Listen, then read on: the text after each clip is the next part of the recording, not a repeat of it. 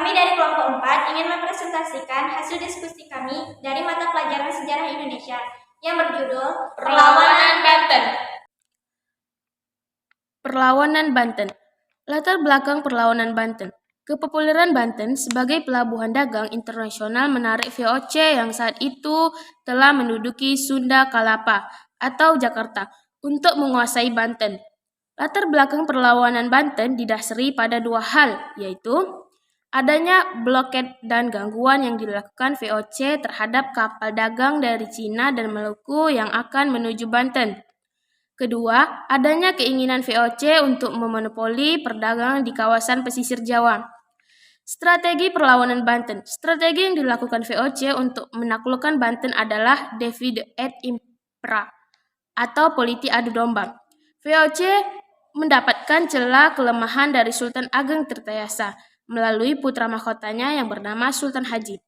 VOC menghasut Sultan Haji agar merebut kekuasaan dari ayahnya, yaitu Sultan Agung Tirtayasa. Sultan Haji yang sangat berambisi untuk berkuasa di Banten akhirnya membuat perjanjian dengan VOC untuk menyingkirkan ayahnya dari tahta Kesultanan Banten.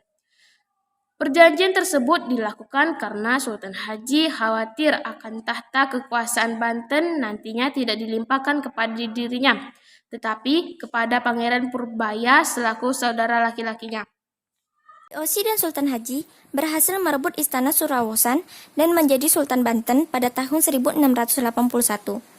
Pasca direbutnya istana Surawosan, Sultan Ageng Tirtayasa berpindah ke daerah Tirtayasa atau Serang untuk mendirikan keraton baru dan mengumpulkan bekal untuk merebut kembali keraton Surawosan.